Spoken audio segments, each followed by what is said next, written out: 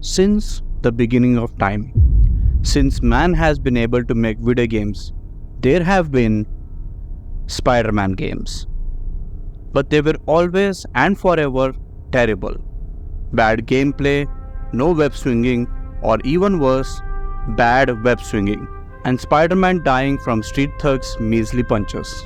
Until... No, not that one. No, not even that.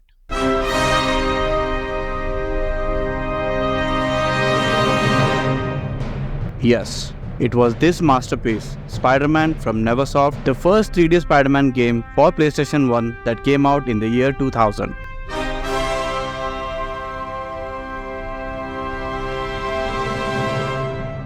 Nobody today has the balls to make a game like this. You don't have the balls to make.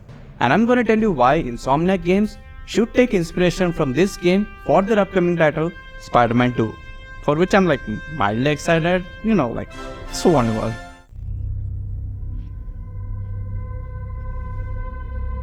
So yeah, let's get into it.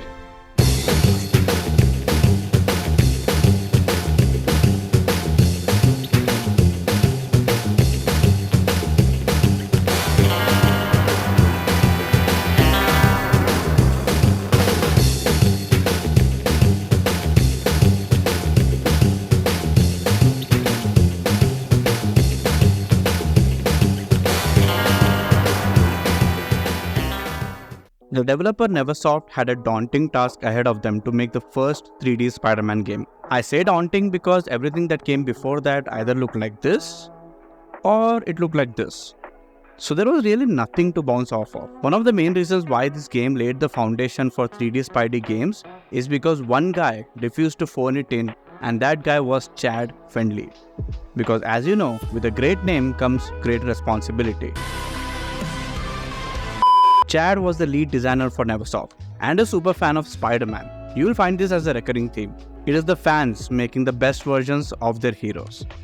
I'm not gonna dive into the details of it all, like the awesome story or how the streets were covered in fog to avoid rendering all the ground stuff on the PlayStation 1, but you gotta admit, that was some full meta 200 IQ play back in the day. This is where the fog is. This is also where the fog is. There's fog here too. Also back then, they actually cared about their machines not sounding like jet engines.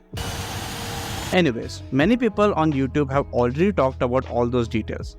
What I instead want to focus on is how this game portrays Spidey and his supporting cast. Something Insomniac Games did very well too, but I think Spider-Man 2 should take its cue from this game for their one character in particular, and that is Venom.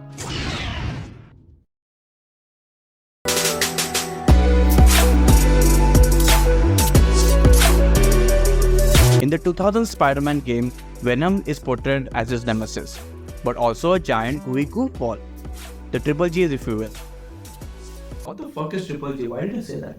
Obviously, Spider-Man 2 is taking a bit of a darker tone, with even Peter going all emo when he dons the symbiote suit. But from everything we've seen so far, it seems like Harry Osborn will be the Venom.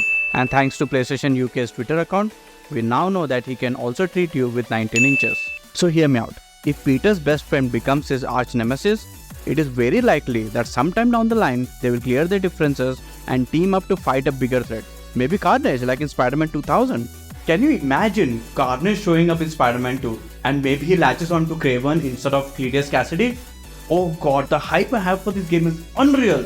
I mean, it's whatever, it's like Spider-Man game. Meanwhile, Spider-Man 2 Collector's Edition.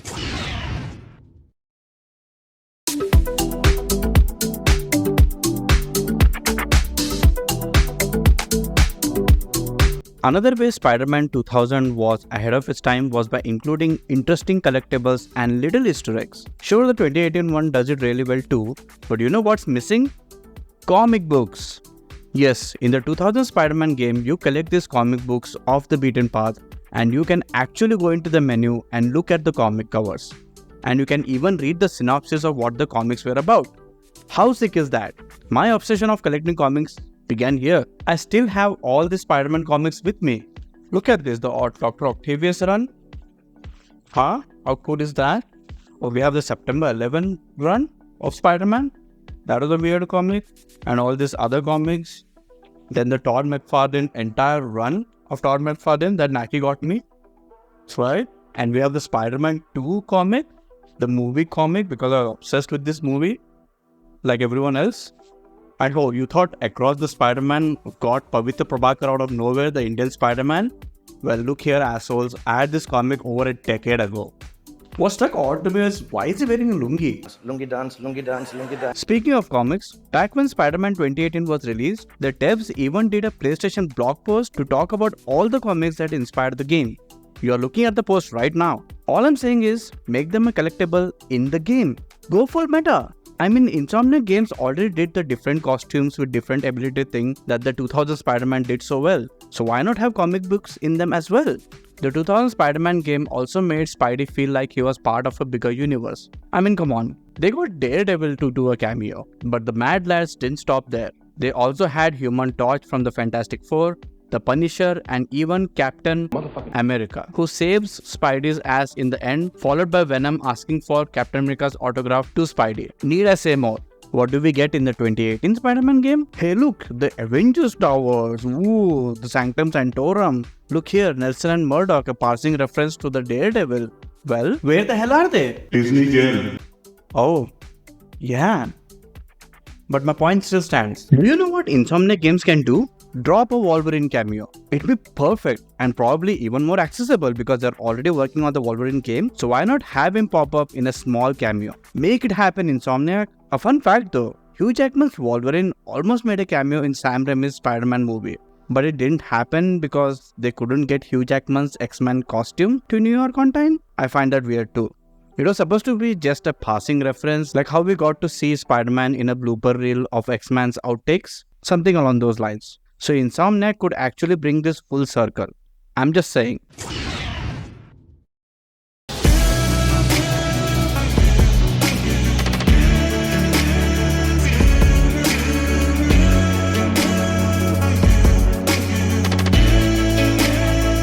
In the 2018 Spider-Man game, we see that people are mostly positive towards both Spider-Man. They even paint murals and stuff for them. This has to be challenged, which is showcased pretty well in the 2000 Spider-Man game. Spoiler warning for a 20-plus-year-old game, when Mysterio impersonates Spidey and pulls off a heist, the whole city is against him. The cops open fire on Spidey and even has a level where you escape from a helicopter while it is shooting fucking missiles at you. At one point, Spider-Man is even confronted by Daredevil himself to make sure the Spider-Man who pulled off the heist was an imposter. God, the cameos in this game are so sick. But considering what we saw from the gameplay demo, Peter is already going full dark emo boy. We might see this conflict come from him just being a dick. But I really want them to make this into a thing. Everyone hating Spidey, pelting stones at him when he walks on the streets instead of giving him high fives, and all kind of weird stuff. The best Spider-Man stories are the ones where Peter is miserable. I just want to watch Spider-Man suffer. I know Insomniac's Spider-Man is a milestone in superhero video game genre. Amazing story, spectacular visuals, superior web swinging, and sensational combat.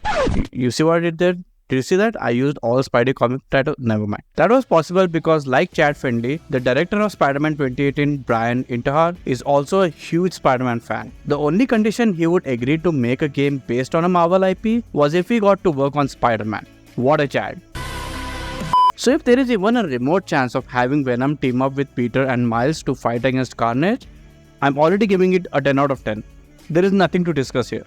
I know 2018 Spider-Man game did ballsy stuff too, like killing off Aunt May or tackling the Sinister Six and making web swinging actually fun so I could enjoy feeling like Spider-Man, but nothing comes close to how wild Neversoft got with the PlayStation 1 version. I mean, Spidey's playing poker with all of these heroes. What's not to love?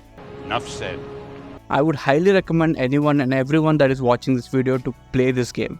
I know the controls are dated and the camera will at least give you a migraine, but it will be worth it. What do you think they will do with Venom in Spider-Man 2? Will he really be 19 inches? Will he really be a friend or a foe? Or will we actually get to see the cameos instead of just including famous buildings? Let me know all of that in the comments below. I want to end this video with an insane fact. The PlayStation 1 Spider-Man was the first game to ever feature a Stan Lee cameo. Spider-Man 2018 would mark the last Stan Lee cameo in any video game ever. He would have been 100 years old today. Talk about coming full circle. Thanks for watching.